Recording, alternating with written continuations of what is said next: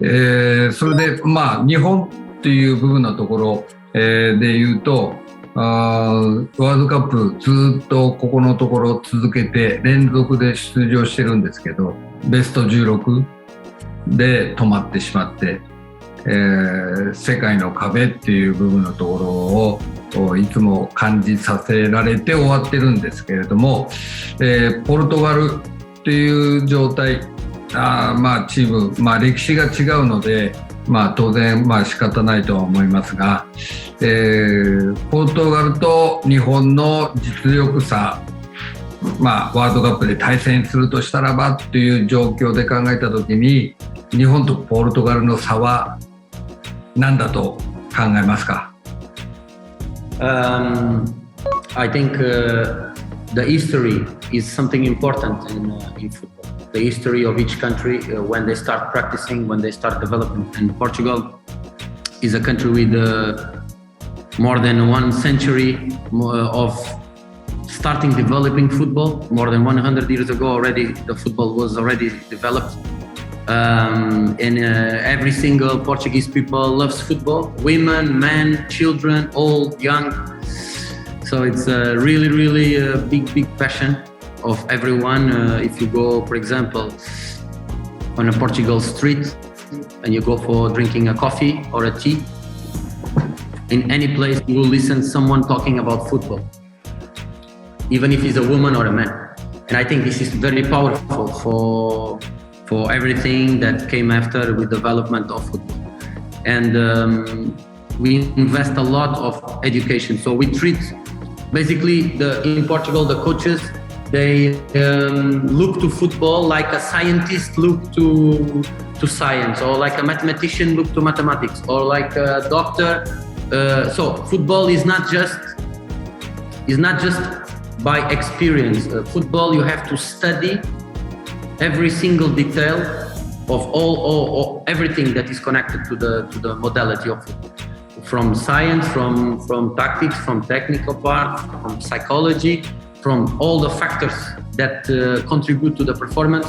In Portugal, we study very deep, and I think this is one of the main reasons why I think Portugal might be the nationality with more coaches all over the world, because I think every country there is almost all the countries there is a Portuguese coach, and we have players spread it all over the planet in many continents, many countries, and we are also, I think, if not top 1 or top 3, the country where export more players. So the players are young and they live to big clubs all over the world. So I think the biggest thing is about the education, the passion, of course, but the education to learn football like any other science.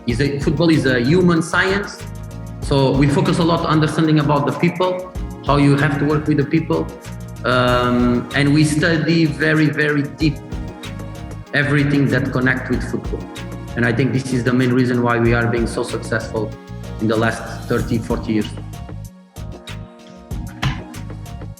はいですね。ポルトガルで、日本人の選手、指導者ではないですが、選手は何人か活躍していると思うんですけれども、例えば中島翔哉、ポルトの、選手なんかを見て、どういう印象を持たれますか？I like more Morita, play in my club, in my hometown. He knows Morita? Morita, he plays in the club where I played for 10 years. Is Santa Clara. Is a club who plays in the Portuguese First League, and he's from my hometown. Right. Very good mental fighting spirit every game, very strong in every match, always with a strong mentality to defend, to attack, a good team player.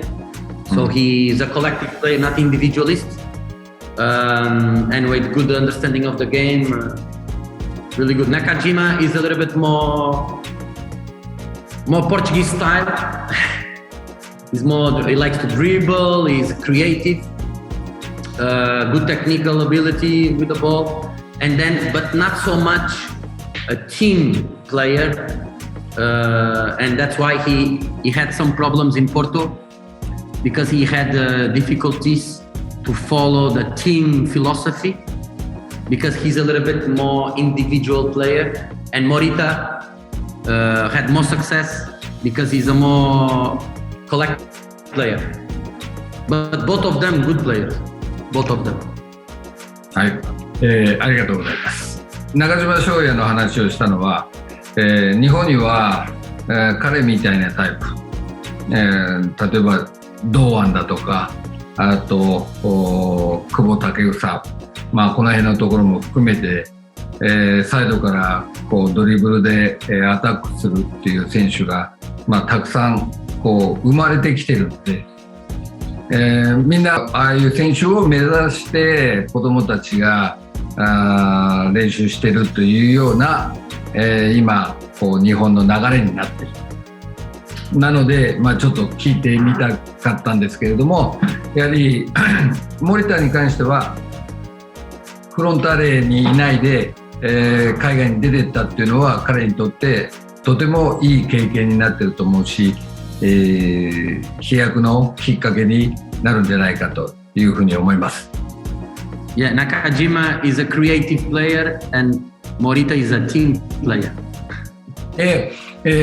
まあちょっとこうレベルが違うんですけど、例えばクリスチャーノ・ロナウドが最初の頃マンユーで、スタートした頃ってやはりこうドリブルってやっぱりこう個人をアピールするような、プレーが若い時は、まあ、そういう選手だったと思うんですけども、そこからいろんなことをこうできる、マルチなプレイヤー、世界的なトップのプレイヤーになっていくっていう変化がやはりできたっていうのが彼が一流であり超一流であるっていうことだと思うんですけど、日本の選手は、まあ、そこのところがこううまくできないので、その辺のところはどういうふうに思いますか？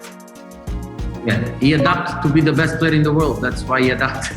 Because when he was younger, when Ronaldo left Sporting to go to Manchester United, he was the player of the fans, the player who entertained the stadium. He was that's why he went to Manchester United with 17 years old, because he was selling the tickets so the people come to the stadium to see a show, right? To see a spectacle. And I think after he started realizing that to be the best player in the world, especially when Messi was also in his prime and showing up, that he couldn't be only a dribbler and a show, he needed to become also a goal scorer. And that I think that shift in his mentality, the show to the people in terms of dribbling, in terms of tricks with the ball, that the people love that. So he changes his practice. I know by some friends that, for example, when the training session finished, he stays for more 30 minutes almost every day, doing finishing drills, shooting on the goal, or from crosses, or from free kicks, or from shots from outside. So he's a guy with talent, but talent with a lot of hard work on his body, and with a very strong mental. And that's the reason why he's 37 years old and he still can play at the highest level, maybe with better physical skills than some young players, because his mental is so strong that he wants to be the best of all time and he wants to be the best every day.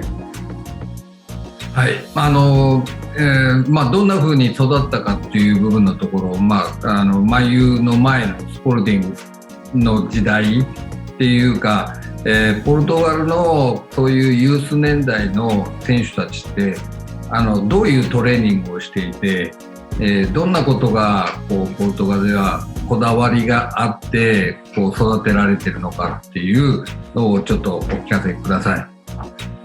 Yeah, Portugal now focus into, I would say, two big areas in football is scouting, the first area where Portugal is really, really, really good.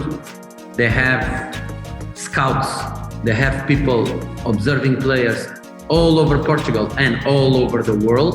So they have people everywhere. Sporting, Benfica, Porto, especially these three clubs, they have a very strong recruitment of talent from all over the world, because, for example, in Benfica Academy, it's not just Portuguese, it's a lot of foreign players also, including, there is a goalkeeper, was a goalkeeper from Japan. What is his name?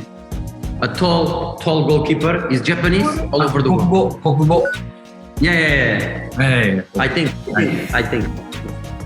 And just to say that Portugal first invest a lot of money, a lot of resources to scout all over the world, Japan, Asia, Europe, Brazil, South America, everywhere. This is the first. And then the second, they change the way you train players, which means in Portugal, we have a saying that you train like you play. You train like you play, which means the training methodology is associated with the philosophy of playing football. What is the philosophy of playing football? And basically in Portugal, we focus a lot on decision making of the players. The players, since a very young age, they are used to play a lot of games, a lot of different formats of games. I would say the biggest percentage of training, it's about game understanding. It's how the player can understand the game in all the different moments.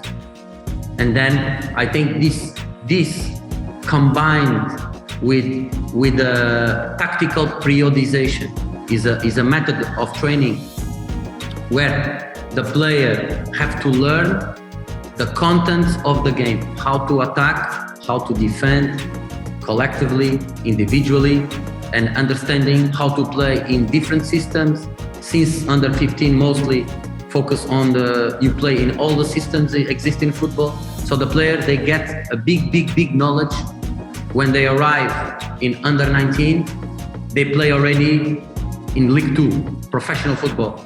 So they give opportunity after for the young players in a very early stage to play senior football and not youth football, which means the best young players, 18, 19, they are already playing football in League 2 or League 3 or even in League 1. So their development is faster.